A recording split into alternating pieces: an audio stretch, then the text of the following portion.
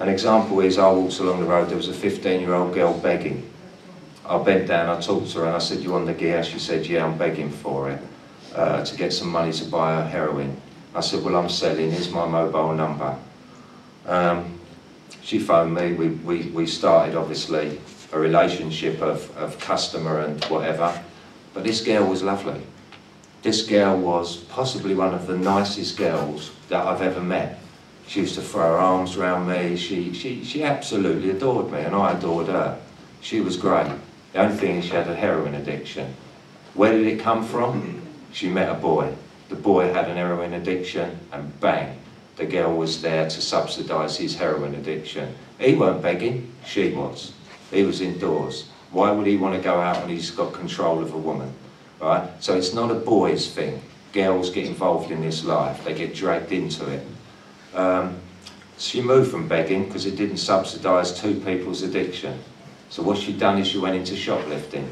But eventually in the town, everybody knew her in the shop because her photo was put around by the police and she no longer could shoplift without getting nicked every day.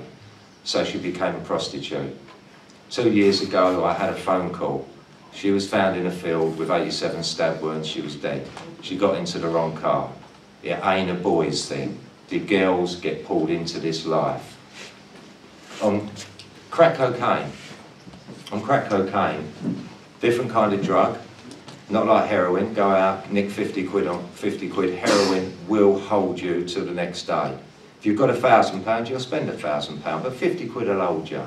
You won't get ill. It's a physical addiction, heroin. Crack cocaine, psychological addiction. With crack cocaine, if you ain't got it, anger takes control. And when I say anger, anger means that if you haven't got the drug, you go out, you'll put a knife to somebody's throat, you'll go and jack someone's phone, you'll go and do an armed robbery, you'll get into an old lady's house, you'll put her on the floor, you'll ransack it. I mean, people today that are going out getting their houses robbed and killed indoors in London are crack cocaine addicts. Not heroin addicts, crack cocaine addicts, fueled with anger. Me personally, it's the most destructive drug because a £50 stone that somebody actually shares on a pipe with someone is gone in 15 minutes. The buzz is over, back out there looking for more. So it's a 24-hour crime. Difference with that is that at 8 o'clock at night, if you're a burglar and you don't go out, you can go home.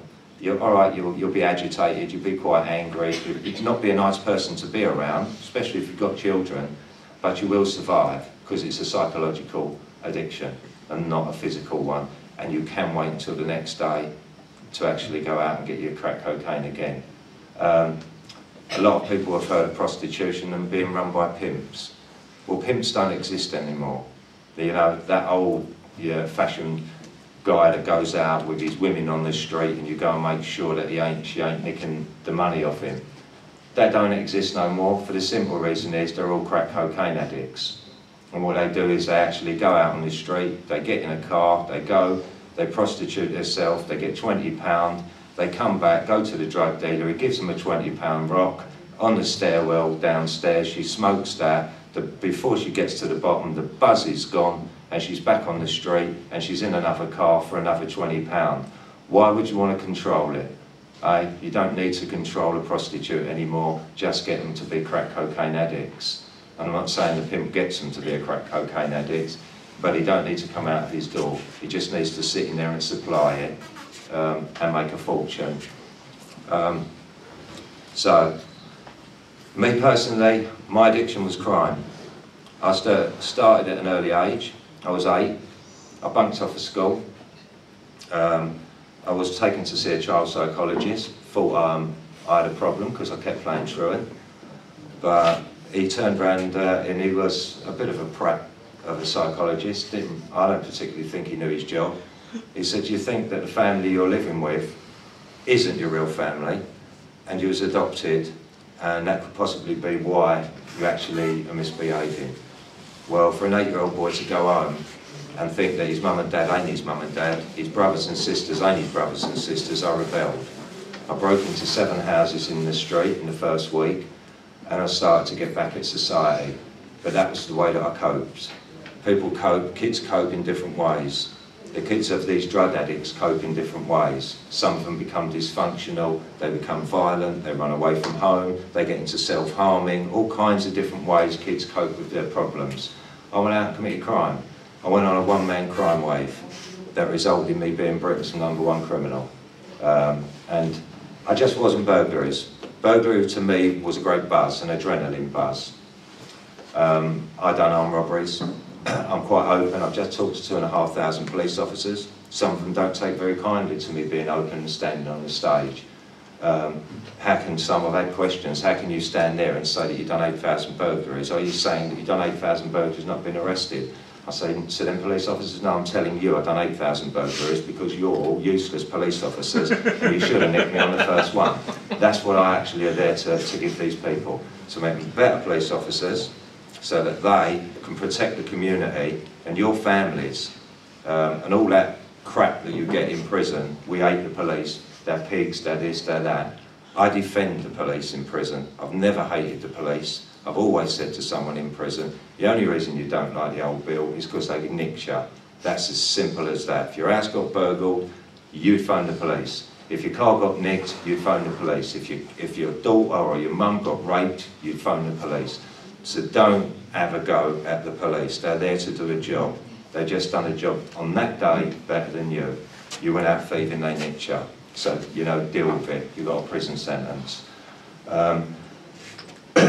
Is there any questions before I proceed? I normally never get any. No?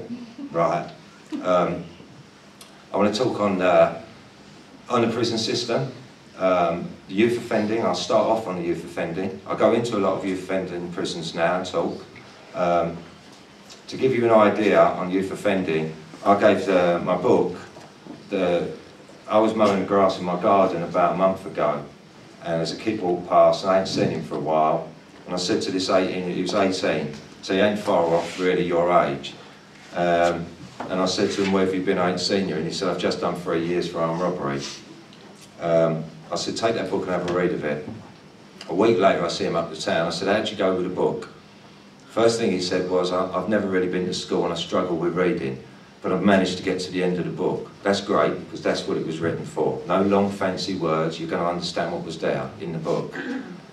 Second is, I said, I needed to know, what about the culture issue? I said, you know, my age, your age. You know, this is his reply. I said, you know, what's changed? And he said, nothing. Nothing has changed whatsoever. And that kind of, you know, confused me. So when I went home, I sat down, I thought, I had to work that out. And I thought to myself, do you know what? And I have done sentences with TVs in my cell, and I've done a sentence with CD players and the extra visits and the tenner. But take them away, the TV, the CD player, the curtains, the extra visit and the tenner a week you get in.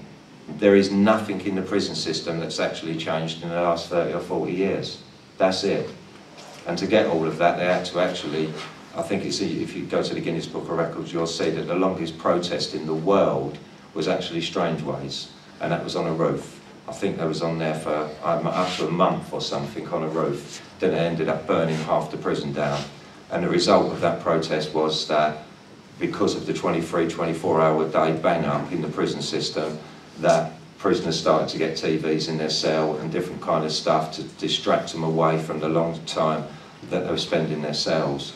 But I've had a telly in my cell, and I've got to say that in the old days I used to say, oh please, I would pray for a telly. The World Cup was on, the boxing was on, everything, a good film, and all I had was a book. That was it. And when I got a telly after 3 weeks, it drove me nuts. I turned the telly off and went back to reading again. So anybody that reads newspapers and think they're all getting luxuries, you can't replace your freedom. Children outside need parents. They need a mum and need a dad.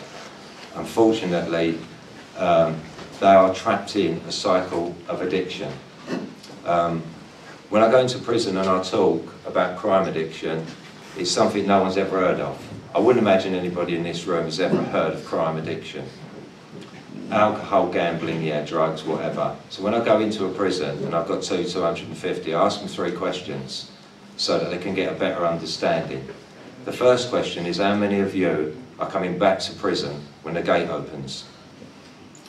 I don't get one hand go up, not one, but that's fine, because I wouldn't put my hand up, because if you put your hand up to that question, what you're saying is you're a bad thief and the police are better than you, because when you go out, you're going to get nicked, and nobody believes they're going to get nicked when they go out. I'm there to actually make them believe they are. Second question, how many in this room of 200, 250 have actually served 14 or more prison sentences? And I count the hands. 248. Two over there. I'll say, you two are first-timers. I hope you never get into a second or a third, and that this one actually works. 248 hands have gone up that have served 14 or more prison sentences. Maybe some of them have done 20 or 30, but 14 was the target I set them.